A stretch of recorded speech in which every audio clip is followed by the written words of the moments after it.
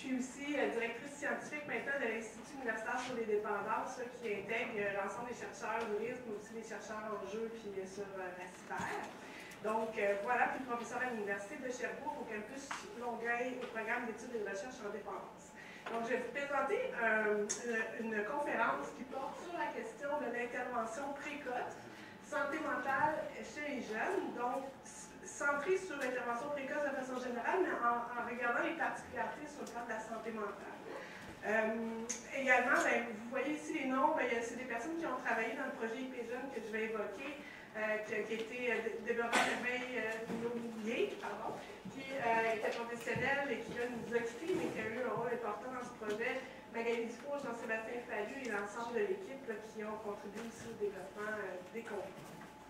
Alors, peut-être juste avant de commencer, juste pour me donner une idée à qui je m'adresse, si je vous demandais par main levée, qui ici provient des CRD en dépendance? OK. Est-ce qu'on a des gens qui travaillent dans les milieux communautaires d'intervention? C'est beaucoup. OK. Donc, c'est partagé. Des gens dont leur travail est en prévention davantage? OK. Donc, et je comprends que les gens qui sont en soins spécialisés auprès des jeunes qui ont des consommations problématiques ou autres clientèles, on en a aussi. Donc, c'est ça, c'est bon, on a un beau. Est-ce que les gens du milieu scolaire? Oui. Milieu centre jeunesse? Mon Dieu, vous êtes tous là. C'est une belle tablette intersectorielle. Puis je dois oublier des. Quelles sont. Première ligne, santé mentale, bien sûr. Santé mentale, on en a? Aussi. Bon, bien c'est super. Est-ce que j'ai oublié les secteurs d'activité? Santé mentale? D'autres secteurs que j'ai oubliés pour. Bien, c'est bien. Alors, justement, l'esprit, surtout quand on parle d'intervention précoce, bien, on parle d'intervention dans un cadre systémique, intersectoriel. Donc, je suis heureuse, puis je vois que, comme réseau, déjà, c'est un bon signe de santé qu'un événement comme aujourd'hui en dépendance apporte puis mobilise des gens d'autant de réseaux. C'est vraiment un bon signe de santé au niveau de vos réseaux de collaboration dans la région. Et je suis très heureuse, donc, du type de santé. Alors, peut-être quelques chiffres, hein, juste pour les stéréotypes et à la recherche. Mais moi, je travaille plus en qualitatif, mais je vais vous donner quelques chiffres quand même. Peut-être pour vous situer, quand on s'intéresse aux jeunes, on peut regarder dans les enquêtes canadiennes, ça commence à dater. On a du mal à suivre notre population, fait qu'ils sont quand même assez âgés, mais c'est les dernières données populationnelles canadiennes qu'on a. Je trouve quand même intéressant de les présenter. Aussi pour montrer qu'on a chez nos jeunes, si on prend adolescents, jeunes adultes, souvent les programmes jeunesse vont maintenant dépasser 18 ans, entre autres, parce qu'on sait qu'au-delà de la majorité légale, c'est un continuum qu'on parle souvent de jeunesse jusqu'à 25 ans, puis dépendamment, ça peut être 30 ans, fait qu'on va au-delà de l'âge biologique. Mais si on prend ici, par exemple, les 15-24 ans qui ont été comme groupe populationnel étudiés et contrastés avec les plus âgés, ça permet de voir, quand on regarde pour la dépendance aux drogues, qu'on a vraiment une période particulière, une période charnière du développement qui est caractérisée par une plus grande prise de risque, mais aussi qui sont plus à risque de présenter des troubles, différentes difficultés en termes de santé mentale et de dépendance. Pour plusieurs, ça va s'estomper dans le temps, entre autres par rapport à des processus de maturation, d'engagement dans des responsabilités, dans des premiers emplois, etc. Mais là, ce que le fait d'éprouver un trouble d'usage de substances ou encore un diagnostic de dépendance tôt dans la vie, ça demande quand même un facteur de risque associé à un risque de persistance, de difficultés qui vont perdurer dans le temps avec des trajectoires de service plus longues. Donc, je mets ça aussi en évidence pour dire que là, il y a une fenêtre importante où on doit vraiment, le plus possible, c'est une zone d'opportunité, si on va en intervention, on doit arriver à rejoindre et aider adéquatement très tôt dans la vie. Sachant d'ailleurs que souvent, la première demande d'aide arrive tard dans la vie, après plusieurs années de difficultés. Donc ça, c'était un élément que je voulais mettre en évidence. Puis c'est vrai aussi au niveau, comme ici, les troubles d'humeur ou de l'anxieux, dépendance de l'alcool, on a un peu le même pattern, si on veut, où on a des jeunes adultes qui sont dans une période de plus grande vulnérabilité, incluant la fin de l'adolescence également. Peut-être ici, encore quelques petits chiffres. Ces chiffres-là, c'est l'enquête de l'ISQ qui a été publiée en 2014, mais on a des chiffres qui sont, déjà on s'encourage, peut-être vous rappeler qu'on était plus autour de 5% de feux rouges, 5% de feux jaunes pendant très longtemps de façon stable, donc environ 10% des gens des jeunes, des adolescents. Là, on est sur des données d'adolescence qui sont en milieu scolaire, l'Institut de la statistique du Québec. Donc, on a longtemps été stable à dire, ben, dans une classe, on peut penser qu'on a 5% de cette classe-là qui a une consommation problématique sans qu'une consommation à risque. Ça peut bouger, hein, ça bougeait avec la pandémie, mais il reste que dans nos dernières enquêtes populationnelles qui étaient en 2016-2017, on a eu une tendance à la baisse aussi, qu'on observe aussi dans d'autres endroits, plus autour de 3% feu jaune, 3% feu rouge. Il reste que c'est un grand nombre de jeunes qui ont des difficultés, puis que c'est un petit nombre d'entre eux qu'on rejoint par nos services, comme on le verra. L'autre élément de la pointe ici, c'est sûr que quand on regarde, on s'est intéressé aussi quand on regardait l'estimation des besoins jeunesse, entre autres c'est le projet de Joël Tremblay, il a regardé les données populationnelles pour voir c'est quoi le taux des personnes qui ont besoin d'aide, qui sont dans le feu rouge, qu'on rejoint vraiment. Puis pour vous dire, j'en parle un peu plus loin dans la conférence, mais c'est pour ça aussi, c'est 10% à peu près, ça c'est le mieux qu'on fait, des fois c'est en dessous de ça, on rejoint à peu près 10% des personnes qui ont une consommation problématique. Puis, vous avez probablement constaté, vous pourrez, dans la période d'échange, peut-être échanger là-dessus, mais il y a aussi eu une baisse de la capacité de les rejoindre, notamment en contexte de COVID. Donc, on a des préoccupations sur rejoindre ces personnes-là. C'est sûr que c'est une minorité qui présente un cumul de problèmes psychosociaux et un profil plus important de difficultés, mais c'est aussi ceux souvent qui vont se retrouver à ce moment-là à être beaucoup dans les services, puis c'est souvent eux qu'on va reconnaître parce qu'ils vivent des crises plus importantes. Et on s'est aussi attardé à ce groupe-là dans le projet de l'estimation des besoins pour, entre autres, par exemple, les services externes intensifs qui sont moins disponibles. Ça a été une des cibles pour dire qu'il faut les développer, ces services-là. Moi, je me centrais plus sur l'aspect d'intervention précoce, mais dans ceux qui présentent des profils de haute vulnérabilité, par exemple, dans des problèmes qui ont des problèmes de santé mentale, déjà, le fait de consulter pour avoir des services de santé mentale, c'est un des facteurs de risque qui amène un risque de développer des problèmes de substance et si on a ensemble des problèmes de substance, d'avoir davantage de difficultés. Donc, c'est juste pour préciser un peu où sont nos actions potentielles et où sont les besoins. Dans les constats aussi que je voulais amener, là, il faut que j'apprenne. J'ai des foyers progressifs depuis très récemment et j'ai du mal à accepter de vieillir. Donc, avant, je faisais des regards très discrets sur mon PowerPoint, ça me facile. Mais là, il faut que je m'installe pour le voir si je veux. Et puis, alors voilà, j'ai dévoilé mon vieillissement.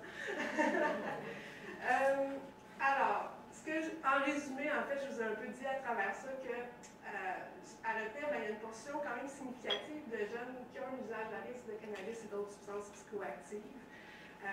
Les données populationnelles tentent certaines améliorations. On a eu des hausses en période de COVID. Il reste que ce qui est à retenir, c'est quand même qu'il y a un nombre important et qui sont typiquement difficiles à rejoindre et que ce qui caractérise aussi le portrait des jeunes par rapport aux plus vieux, c'est aussi que particulièrement ce groupe-là va très peu demander de l'aide par eux-mêmes. Souvent, quand on est dans un format traditionnel où on offre des services, on attend qu'il y ait une demande d'aide, puis il y a des listes d'attente, puis si la personne ne demande pas d'aide, il y en a d'autres qui attendent. Donc, toute cette idée d'attendre que les gens viennent demander de l'aide ne fonctionne pas avec les adolescents, jeunes adultes, dans la plupart des cas.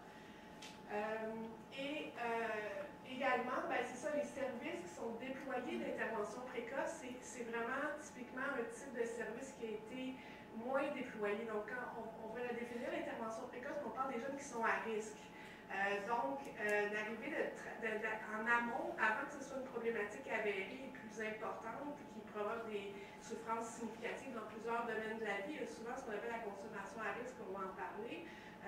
On va moins souvent déployer de façon structurée, du moins, des services, mais il y a beaucoup d'efforts dans ce sens-là actuellement, c'est dans ce cadre-là que le guide IPJeune avec les partenaires de terrain est en train d'être développé. L'autre élément aussi, c'est la question des interrelations complexes entre santé mentale et dépendance qu'on veut relever dans l'exposé aujourd'hui. Ils sont complexes de quelle façon? Mais on sait par exemple que les problèmes de santé mentale, ça augmente le risque de développer des problèmes reliés aux substances. Donc, même si une personne, un adolescent, un jeune adulte qui consulte pour un trouble d'humeur, de la dépression par exemple, ou un trouble psychotique, ne rapporte pas nécessairement de consommation, pourrait même être pas nécessairement consommateur, ça peut être un risque qui développent dans le futur une difficulté. Donc, c'est là où il y a l'enjeu de prévention aussi qui va s'installer. Puis lorsqu'il y a une consommation qui est concomitante, mais ça pose des défis aussi dans l'intervention. Tantôt, on parlait de sexualité et consommation pour tenir compte de l'interrelation, mais c'est sûr que santé mentale, c'est un élément important aussi dans la compréhension des besoins à prendre en compte.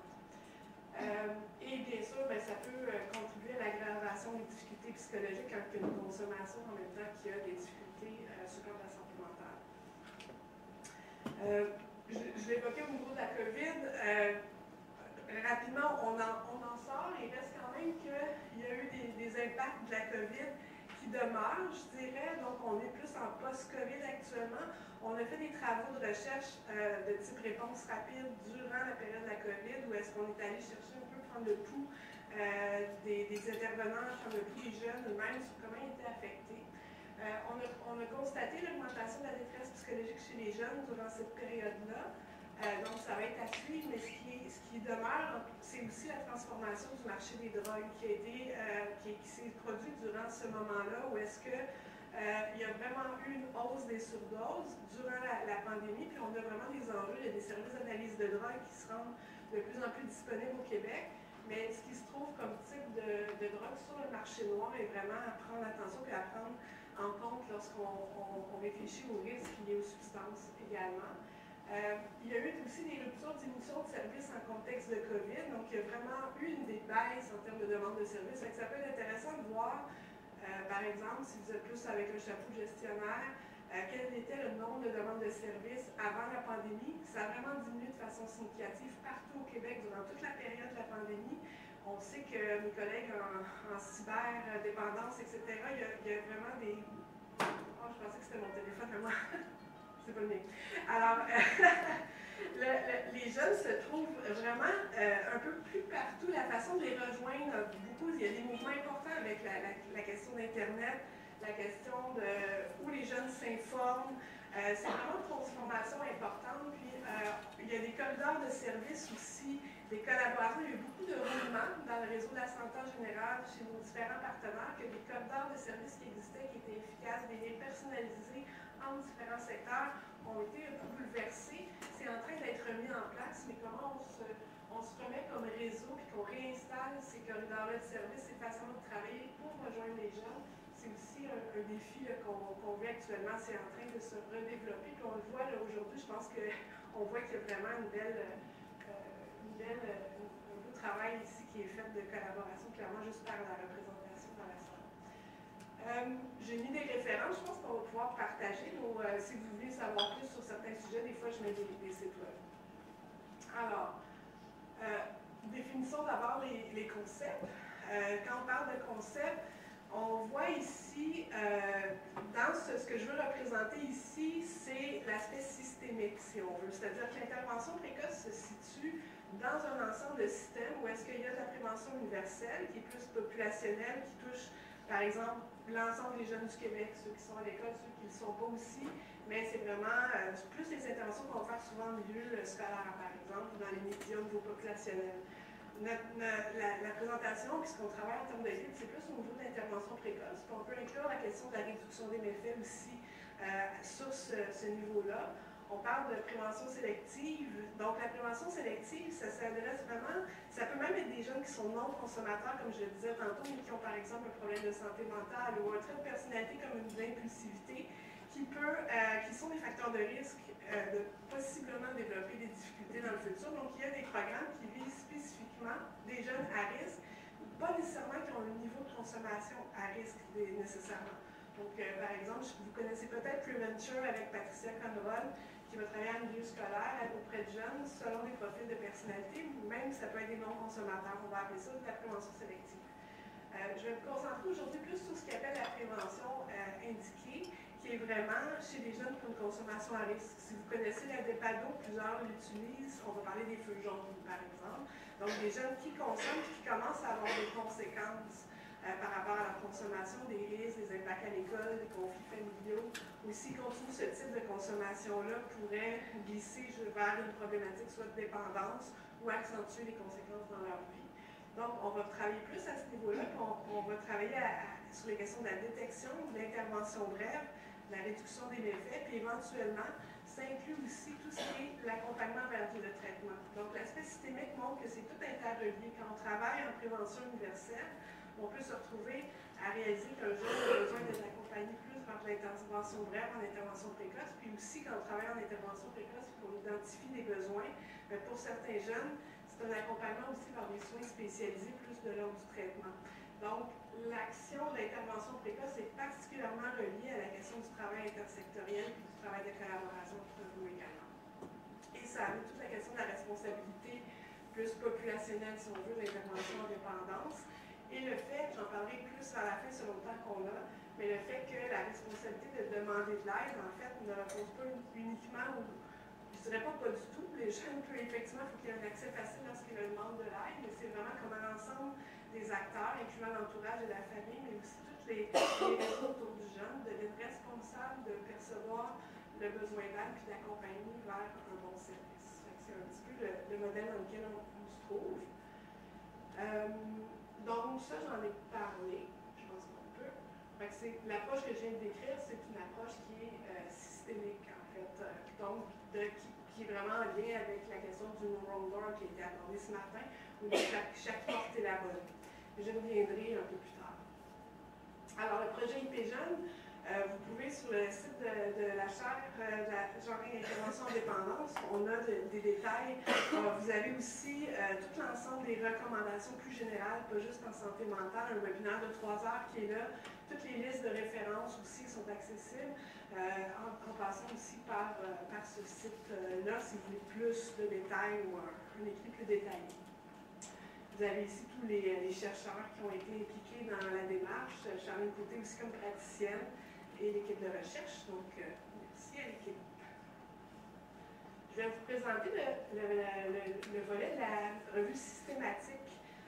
On a fait vraiment une recension exhaustive de tout, quelles sont les pratiques, quels sont les résultats d'efficacité. Pour aujourd'hui, on a ciblé un des volets qui est vraiment comment on prend en compte la santé mentale en intervention précoce et comment c'est pris en compte dans la littérature sur les modèles d'intervention.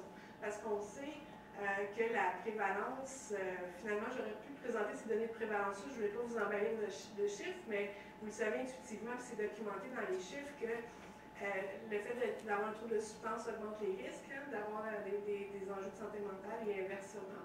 Ce qui fait que c'est très fréquemment présent et d'autant plus en clinique parce que souvent ceux qu'on rejoint dans nos services, ceci dit, ont des profils un peu plus lourds. Il y a quand même le défi d'aller chercher ceux un peu plus en amont dans leur trajectoire, mais il reste que justement pour le faire, quelqu'un qui n'a pas encore une consommation déjà problématique de substances et qui consulte en santé mentale, ou même inversement, le fait d'agir dans une perspective de prévention sur l'autre problématique est vraiment un enjeu important. Je n'aborderai pas la question de l'intervention précoce en santé mentale, mais on pourrait faire le parallèle. Quand vous travaillez avec des jeunes qui ont une consommation, qui ont peut-être pas un diagnostic, par exemple, de troubles anxieux, mais il y a peut-être des enjeux de gestion d'anxiété importants à travailler, par exemple. Puis c'est important d'y apporter une attention aussi. Donc, on voit ici, ça c'est juste pour dire qu'on a travaillé très très fort. Et on s'est retrouvé finalement avec de la recherche sur cannabis, alcool et substances. Donc on voit aussi que l'alcool et le cannabis sont bien sûr ce qui est surtout abordé. Cannabis, étant donné, entre autres, la légalisation au Canada, le fait que c'est une substance qui est parmi les plus consommées avec l'alcool chez les jeunes, ben, il y a de plus en plus quand même d'interventions précoces qui en tiennent compte. Ceci dit, pour les autres substances, c'est beaucoup plus rare qu'on va les considérer. Il y a quand même cette idée que c'est des substances plus...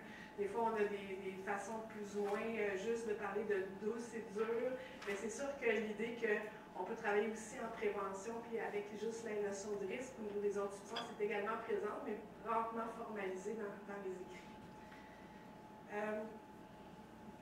Alors, on a sur l'alcool, quand même, sur les 25 études, c'est vrai que sur l'alcool, on a 16 études seulement. Et là, on couvrait les 12 à 25 ans, intervention précoce. Et sur l'intervention précoce qui prend en compte la santé mentale. C'est quand même particulier parce que l'alcool, il y a probablement une banalisation aussi. Puis souvent, ça, on le voyait d'ailleurs au niveau même du traitement des personnes qui ont une consommation problématique chez les jeunes. On a aussi fait des travaux avec eux, puis on voit que souvent ça a été réagi de façon importante au niveau de la détresse, des idéations suicidaires. C'est souvent en usage concomitant avec cannabis et d'autres substances. Puis parfois, on tend à moins la prendre en compte, incluant en intervention spécialisée. Puis je pense que c'est quand même une substance hyper importante à prendre en compte là, chez les jeunes. Ensuite, le cannabis, c'est la deuxième substance la plus étudiée quand même, puis on voit les études qui sont là. Fait que c'est vraiment les deux substances dont on prend en compte, mais c'est quand même étonnant de voir que sous cet angle-là, on a vraiment une littérature qui est très centrée uniquement sur la substance et très peu aussi, une des recommandations qu'on fait, que vous pourrez aller voir sur le webinaire si vous êtes curieux, c'est la question, entre autres, de la réduction des risques ou réduction des méfaits, qu'on doit aborder d'une perspective globale. Ce matin, Mathieu parlait de la santé globale de l'OMS qui inclut la sexualité, qui inclut donc plein de dimensions. On est encore très, très centré uniquement sur la substance, tant dans l'intervention que dans la manière d'évaluer l'efficacité. Alors aujourd'hui, j'élargis avec la santé mentale, mais on peut penser aussi même plus global que ça. Mais quand on prend en compte la santé mentale qui est tellement prévalente, il y a quand même relativement peu de travaux faits en intervention précoce. On en a 15 en prévention sélective, puis 10 en prévention indiquée. Puis je vais vous présenter un peu les modèles, puis quelles sont les composantes là, de votre pratique à travers ça. Je vais me centrer plus sur la consommation, je vous dirais, qui est à risque, la prévention indiquée pour la présentation aujourd'hui. Quand on parle de prévention sélective, on est surtout dans des interventions en milieu scolaire. Ça peut être aussi un milieu de formation professionnelle, surtout en groupe. Vraiment, celle qui est la plus, j'ai revérifié, le site web fonctionne est en français de Patricia Conrad de l'Université de Montréal. Un des modèles qui ressort énormément dans la recension des écrits, c'est un chercheur qui est au CRISM, qui est à Montréal, qui travaille sur Preventure avec les éléments de risque liés à la personnalité. Donc, on va offrir 2 rencontres de groupe et on va intervenir pour outiller les jeunes, par exemple, à gérer la question de l'impulsivité, la tendance à être dépressif ou anxieux, ou la recherche de sensations fortes. Puis on va avoir des résultats d'efficacité. C'est un modèle qui a été testé dans plusieurs pays différents, qui est vraiment basé de données probantes, qui est donné plus en milieu scolaire. Puis vous allez voir qu'au niveau de la consommation à risque, dans les modèles qui ressortent, qui prennent en compte la santé mentale, il y en a certains que ça va être en lien avec justement ces profils de personnalité-là à risque, donc on va pouvoir les voir. Donc, si vous googlez Prevention Patricia Conrad, puis il y a un site web où vous pouvez avoir plus de détails. Alors, si on prend la prévention indiquée, là, c'est beaucoup des interventions motivationnelles, donc sans surprise. Et on a aussi une variété de contextes assez différents.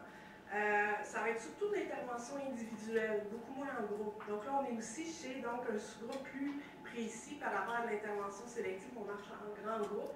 On va vraiment aller voir le jeune qui a une consommation à risque, puis souvent, on va avoir eu des indices de préoccupation autour de ce jeune-là qu'on va vouloir mettre en place des interventions.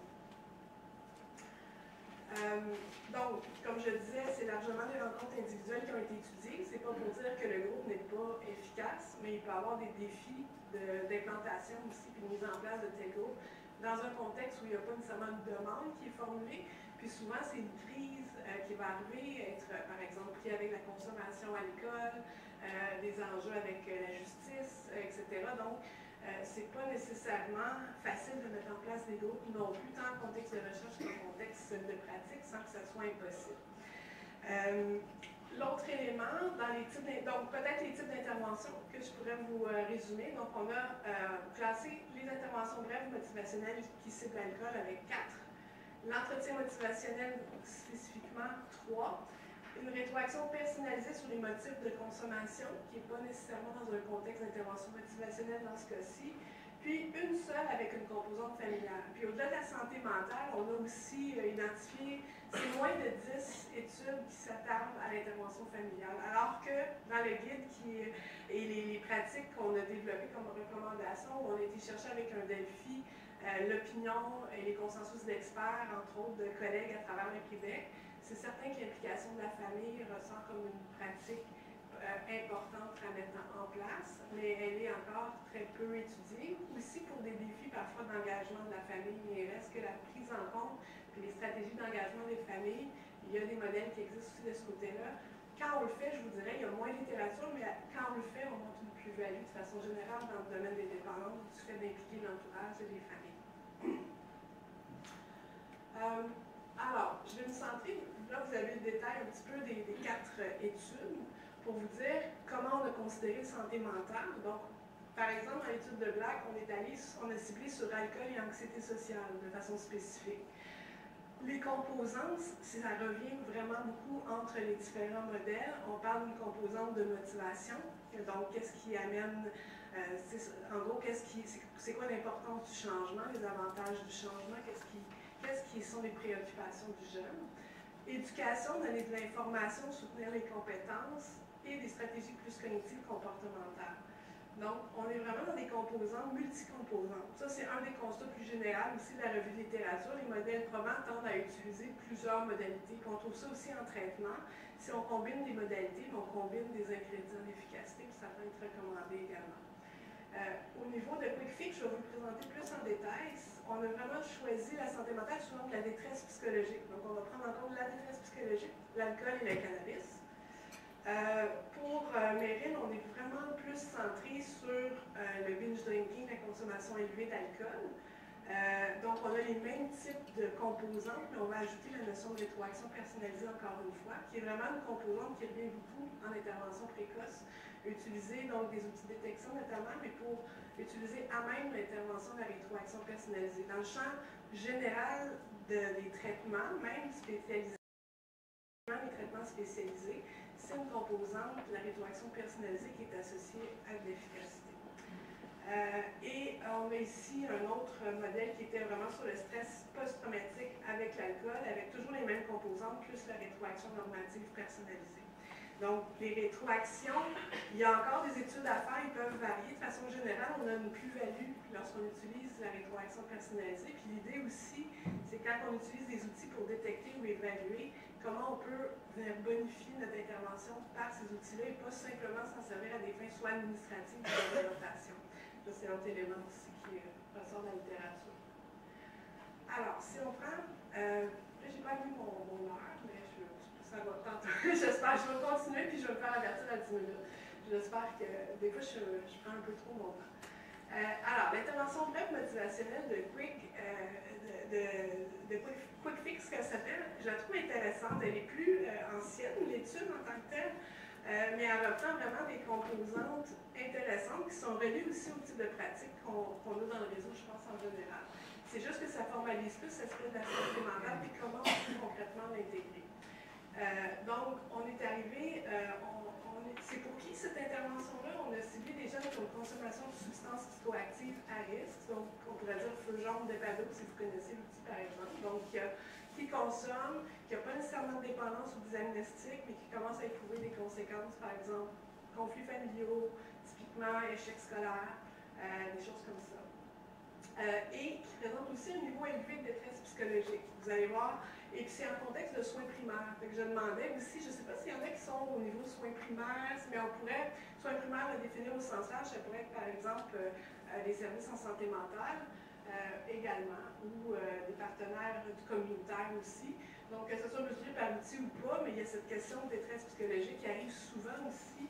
Au moment où on les voit, ces jeunes-là, c'est souvent des crises psychosociales qui fait qu'on voit qu'il y a un enjeu de consommation qui est présent. C'est pas rare aussi que le moment où on va intervenir en intervention précoce est un moment dans la vie de la personne où elle vit une pointe en termes de détresse psychologique.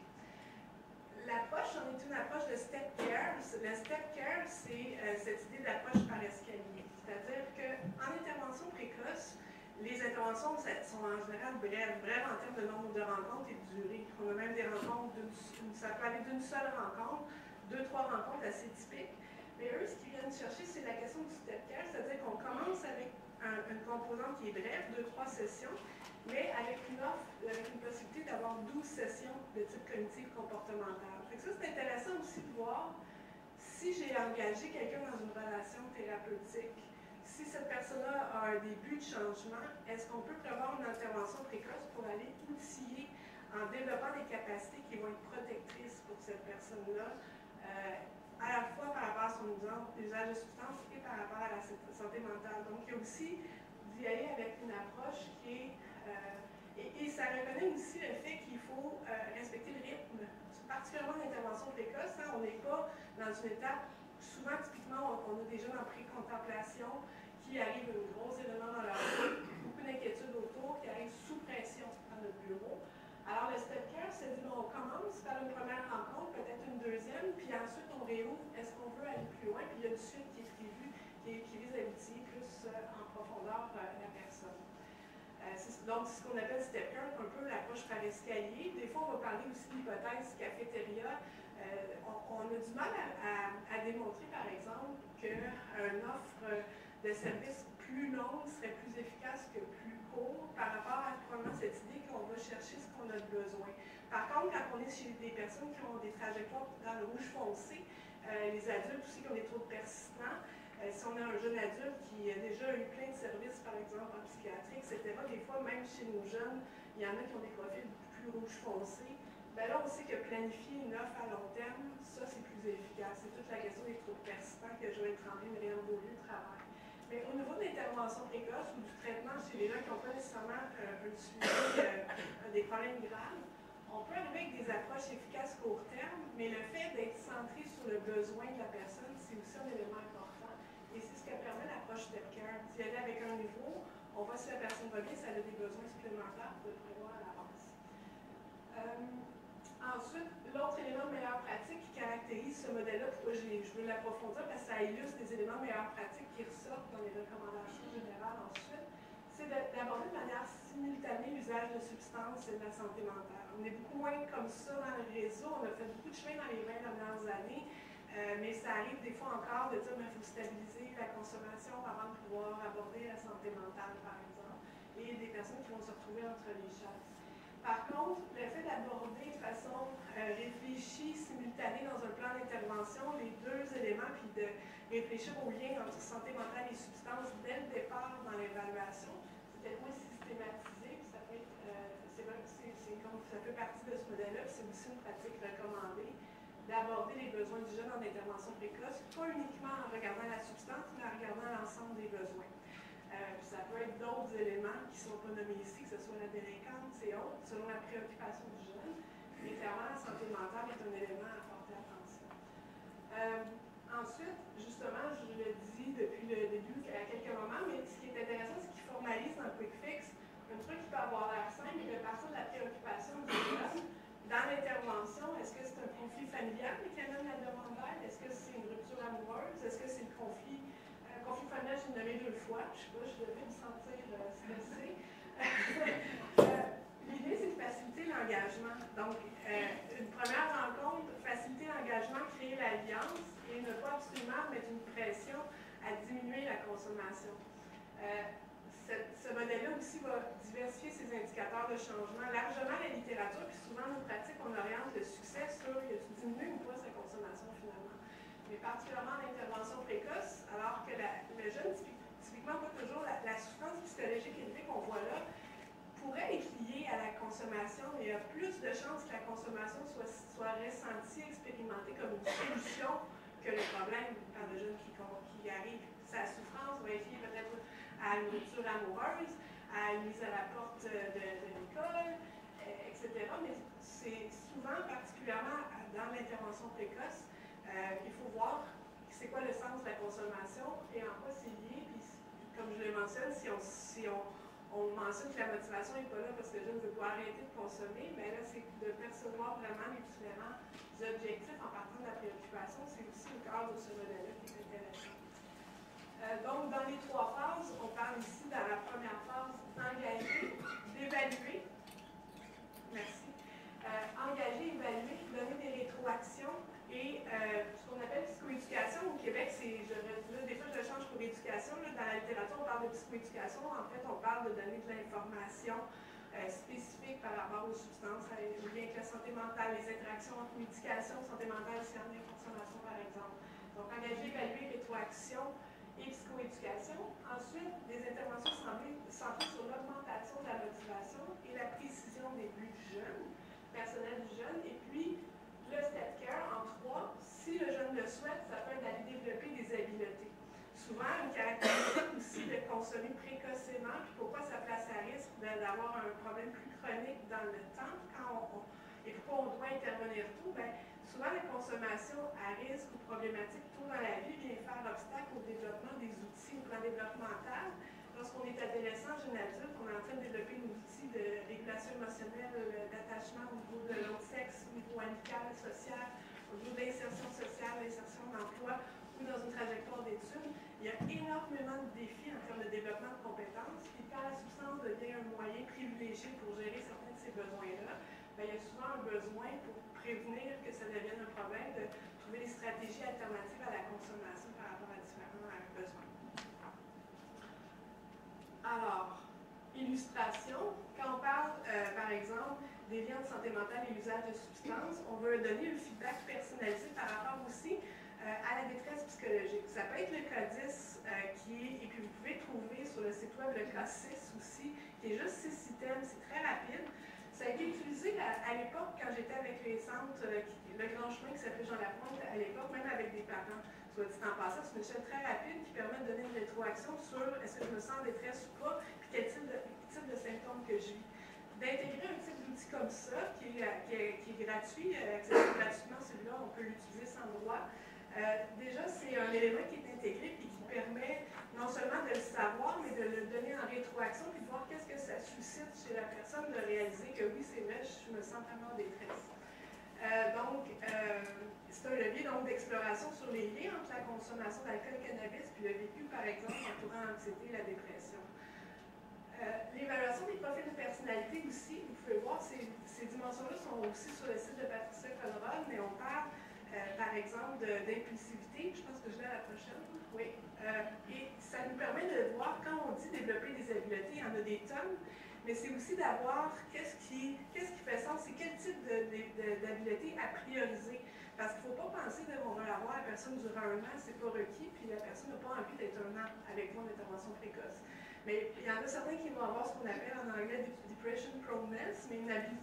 Donc, on va regarder par exemple des habilités pour travailler les cognitions autour des sentiments positifs, par exemple, il y a vraiment des façons c'est plus des éléments de cognition qu'on va aller chercher.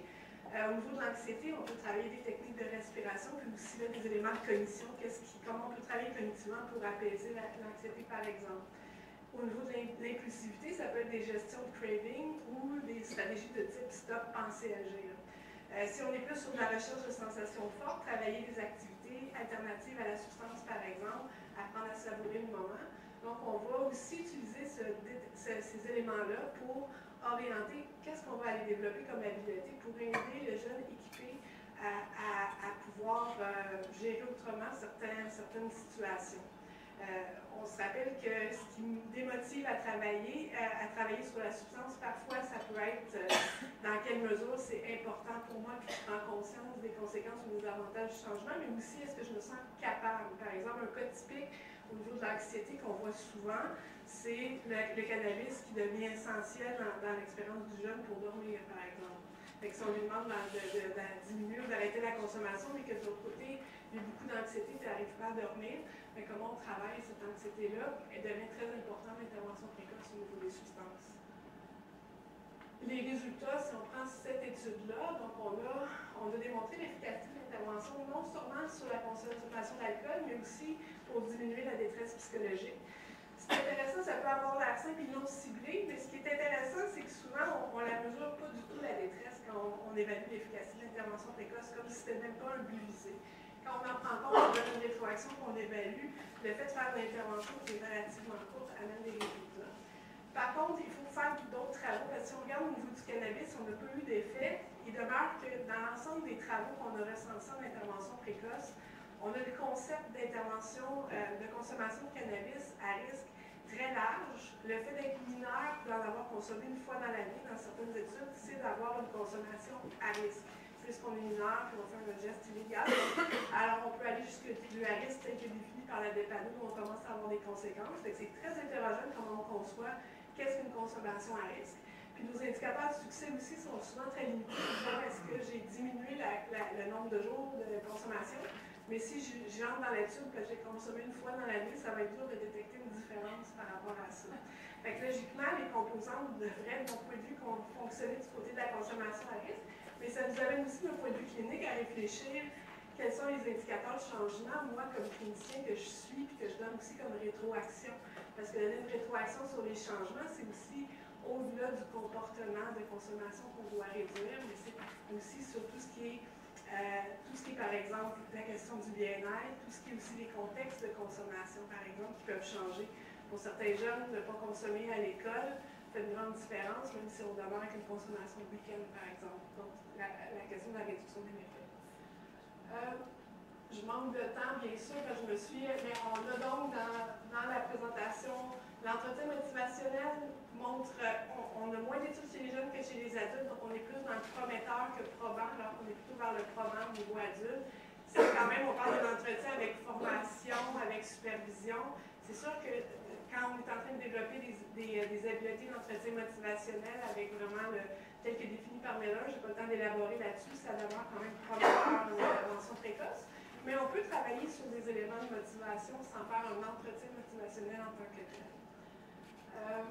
Je ne vais pas m'élaborer sur l'ensemble, peut-être sur la rétroaction normative personnalisée, vous dire qu'il y a plusieurs types de rétroaction également. Ce qui est intéressant ici, c'est que dans cette étude-là de Blevin, on a travaillé sur également des discussions sur les motivations liées à la consommation d'alcool. Puis sur les stratégies d'adaptation. Ça aussi, je trouvais intéressant.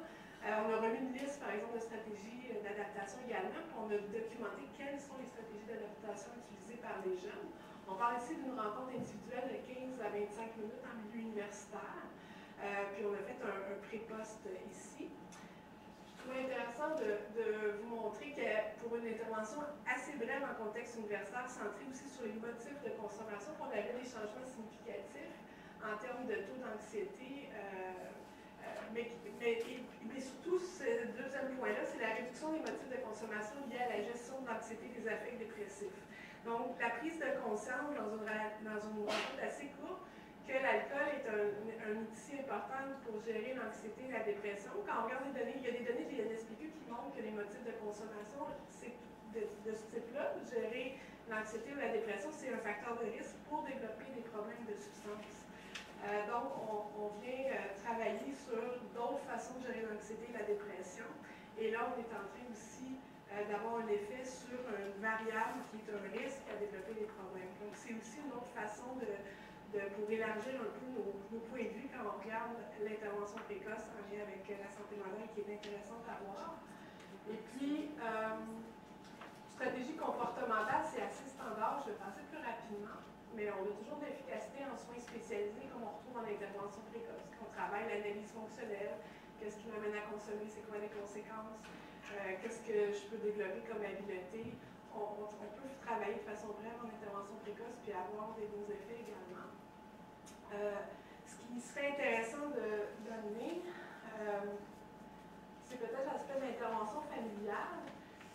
C'est original la façon que ça a été utilisé dans cette étude-là, le support familial. Ça a été de travailler avec la question motivationnelle, mais pour équiper le parent. Un peu comme si on formait un parent à part de l'intervention motivationnelle.